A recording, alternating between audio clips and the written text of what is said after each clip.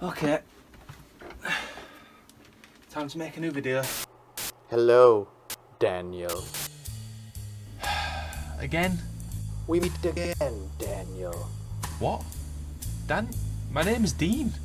You know my name is Dean. Quiet, Daniel. Oh, Jesus, okay. Quiet, Daniel. I need a favor.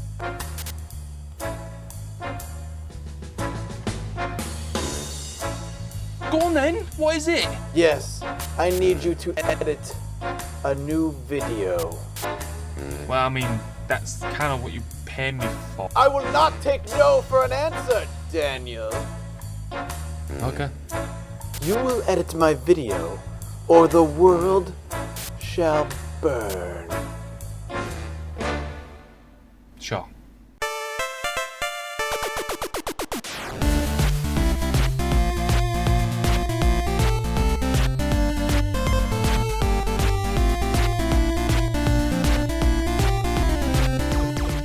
I don't think I've had such a roller coaster of emotions and excitement in covering a game on this channel as I did with Evil Genius. As it is, Judge Mathas serves, for the most part, as a way for me to play classic games I missed out on growing up, with a few games I grew up with and loved, and sprinkled with a few train wreck games here and there, of course. I want to have fun, make you laugh, and also try to figure out if these games are worth a damn nowadays. When Evil Genius 2 was announced, people were absolutely excited, and some people calling the first game their favorite game ever. I, however, was, what's Evil Genius? Look, I've got a whole list of video games that I want to play and cover on this channel. But when this game was announced and people were pumped about it because they adored the first one, I did what any professional YouTuber does. I threw that shit right on top of the list and ignored any semblance of organization. I had no idea what Evil Genius was, and after doing some cursory research about it, seeing it was some sort of mix between Dungeon Keeper and XCOM, somehow my pants were missing. Money had left my bank account suddenly, and I was staring at the starting screen for the game. It seemed to be everything I love in games. Management, simulation, decision making. Evil Genius is all about playing the perfect Bond villain, creating your own hidden island base, sending minions across the globe to cause mayhem and steal precious artifacts, while influencing other big crime bosses to come join you and sit around your evil table, like good cliche lapdogs, all while avoiding the secret agencies out to stop you. This game screamed and dripped with potential, and with so many people telling me I'm gonna love it, I was ecstatic to play it. Evil Genius, though, is one of the most mixed and lopsided games I've ever covered on this channel so far. Oh, God, stop it. I wanted to love it. I really wanted to love it. I promise you. Heck, I'm not even saying the game is bad either. Just stop. Oh God, it's just actually pretty good overall, to be honest. So hold on to your rotten fruit and veggies and let me air out my thoughts.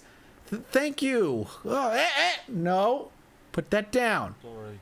Thank you. That's okay. Evil Genius is really an awesome idea. Take over the world in a cartoonishly evil fashion while thwarting the forces of good at every turn while your machinations begin to take shape. On paper, it's actually rather simple. Take Dungeon Keeper and throw a comic James Bond theme over it. Replace the evil devils and minions with evil henchmen and the dungeon with a secret hideout. And for the first few hours, this alone had me enthralled. I am a sucker for building bases, planning and getting my evil lair running like smooth baby's bottom. And the building and planning bits are all fantastically done. Laying out your base, watching your henchmen lay dynamite and then blow giant chasms into the mountain on your island is satisfying as it's ever been. Laying out bunks for your men, control rooms to gather information, training rooms to take your base henchmen and have them become specialists, laying out traps for when the good guys inevitably come knocking on your front door, all while making the base look as fashionable as ever is still incredibly fun. And of course, all this building costs money and manpower. So you have the world map where you can place your henchmen to go plot evil schemes to unlock special missions, to steal precious artifacts that will boost the stats of your minions, or steal money from the nations to fund your evil empire, or kidnap useful special units to make your army that much stronger. Each mission bumps up your notoriety, attracting even more evil people to join you in your conquest for world domination. But it also increases your heat meter, making each special good guy group take more notice of you and eventually send more capable soldiers to your island to stop you. And during those missions you send your henchmen on, they could conceivably die, meaning you'll be down workers and you'll have to recruit more. It's all a very precarious balance that is enthralling and incredibly fun for a good few hours. There's a ton of different layers and ideas all working together here, and when they click, it's an incredibly fun time. But after a couple hours, everything all of a sudden grinds to a screeching halt. You see, in Dungeon Keeper, things kept moving at a very nice pace. You'd build your dungeon, get some new toys to play with, defeat the enemy while overcoming some obstacles within the level, some due to the level design itself, some because the enemy is just one step ahead, and you had your fun. And it wasn't perfect. The combat in particular, I remember saying wasn't that great because it wasn't. But once you knocked out your objective, Dungeon Keeper pats you on the back, says, "Nice job, buddy," and ushers you quickly to the next level with some new toys to play with, so you can start a brand new dungeon and do that planning all over again. It keeps the fun bits at the forefront and never drags on too long. Evil Genius, however, is not that simple. Unlike Dungeon Keeper, where the entire map is yours to build in, Evil Genius sticks you into one mountain on the entire island. Sure, you can make some above ground huts, but the majority will be within the mountain itself. After an hour or so, that mountain quickly fills up and your base is in full operation. However, each level has a long list of missions that you need to take care of before they let you move on to the next level. This is actually present immediately within the very first level, where you need to attract the attention of a handful of evildoers to join your evil table. But in order to find them, you need to have henchmen on the world map, plotting, which is the act of uncovering important missions in the specified area. And if they're plotting, they aren't stealing, which stymies your income. Plotting, for all intents and purposes, is a glorified wait button, sometimes upwards of 30 to 45 minutes of just waiting. And you will wait until that mission for that ever important evildoer or whatever you need pops up. Then, you need to ensure you have the right number of henchmen and special henchmen to do said mission and deploy them to the region.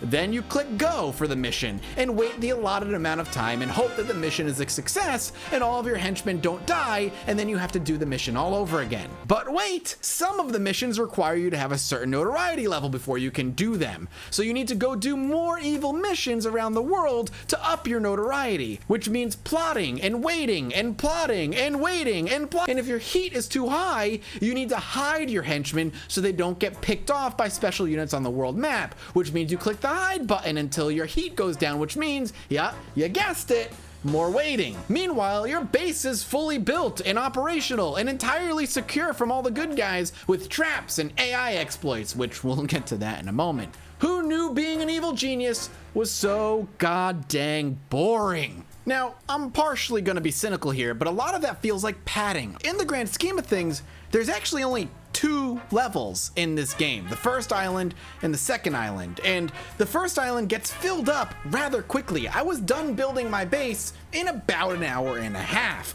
but there were 8 objectives, all of which had multiple layers and some side objectives that I needed to do. And the second island, though, gives you more space to build your base, fills up relatively quickly as well, and you're left micromanaging. And honestly, so much of this would be alleviated if you had some control over how fast time could go by.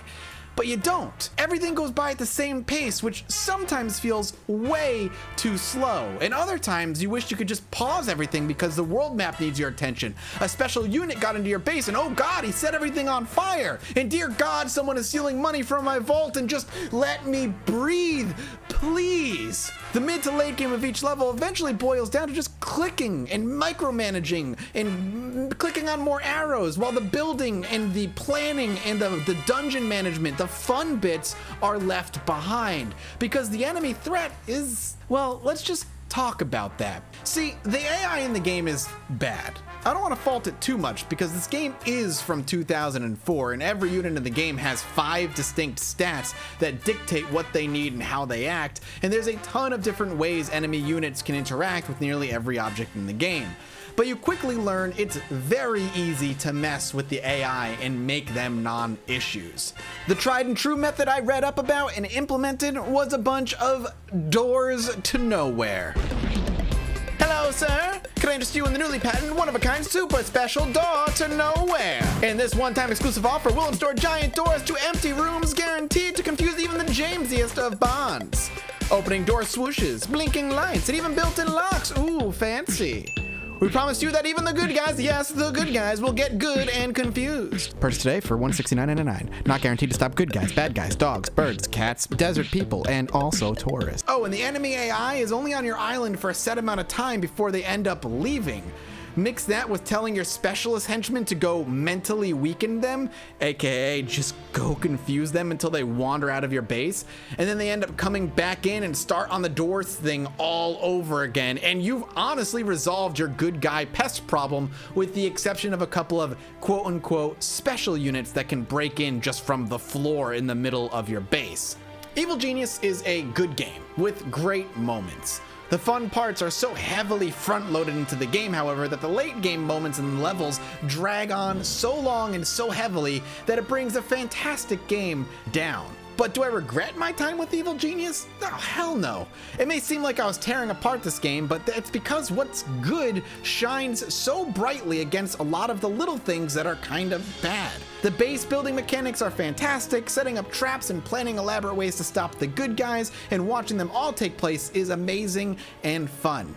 Instead of having all of these objectives only on 2 separate islands in the entire game, I would have loved to see them take each level and break it into quarters and have a solid 8 to 10 levels to play with, building different bases and giving you new toys along the way. Instead of having you build this giant base for the first hour or 2 of the level and then having you micromanage your henchmen for the next 2 to 3 more hours on that level, or more depending. Even planning and using the world map, at least to start, is filled with good ideas that just needed some ironing out to make them great ideas. You can feel the passion and love that was put into this game. They wanted to do so many different things and make a bunch of different genres come together, and they mostly succeeded. If anything, playing this game has me really excited for the sequel. If they can take what's here and flesh it out, you can have one of the best dungeon management and simulation games in a very long time. Luckily, we live in a modern era, and there's a bunch of mods that address these issues out there. Ones that speed up how fast the time goes by, and others that give you more money to start so you're not grinding away on the world map and literally just waiting for money to trickle in. It's what's so glorious about the PC games nowadays, man. Most design issues are usually only a few mods away from being mostly fixed or at least alleviated to some degree. But even as a straight out-of-the-box experience, I sincerely think Evil Genius is a good game.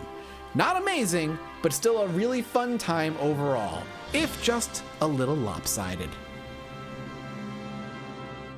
I feel like I'm gonna get roasted and toasted for having the opinion that Evil Genius just wasn't as amazing as a ton of people made it out to be, even though it's still a very, very good game. It's odd because I think Evil Genius, as flawed of a game as it is, actually made me more excited for what the sequel could be, because at the base layer of it all, Evil Genius has a bunch of really great ideas, just muddled with a lot of bizarre design decisions that drag the game down and bring it to a crawling, slow pace.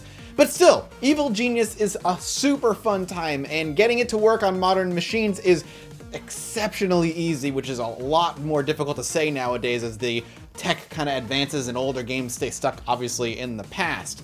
So would I recommend Evil Genius? 100%. If you like dungeon management simulation games, it is well worth you picking it up and trying it out. You can beat it pretty quickly too. It's not that hard of a game, and there's not that much replay value, so once through should be more than enough for you. So that's why I, the Honorable Judge Mathas, judge this game as guilty.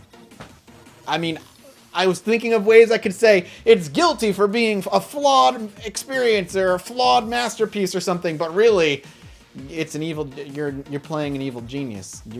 you're gonna be guilty of being a bad guy. You're not playing a good guy, you're playing a bad guy. Thank you guys so much for watching. So my question for you guys this episode is simple. What's one really overrated game that people adore and talk about, but you approach and say, you know, it's good, but it's not that great? Any overrated classic in your mind. Doesn't have to be considered overrated by anybody else, and it just needs to be considered overrated by you. An overrated classic, I guess. Listen, what game do you consider overrated that people love? That's the question. Thank you guys so much for watching. I hope you enjoyed this episode of Judge Mathas. I'll be back in a couple of weeks, as always, with a brand new episode. A huge special thank you to all my Patreon supporters. If you are a supporter on Patreon or thought about being a supporter on Patreon, swing by the Patreon. I updated some of the reward tiers, added a couple small additions, something that could be fun for everybody if you decide to jump in. And just overall, thank you guys for watching and enjoying the show in the little over a year that it's been around. It's been an absolute blast. Halloween is coming up, shortly followed by Star Wars month on the channel. I'm excited. It's going to be a good few months here. Thank you guys so much for watching, and I'll see you next time. Bye-bye.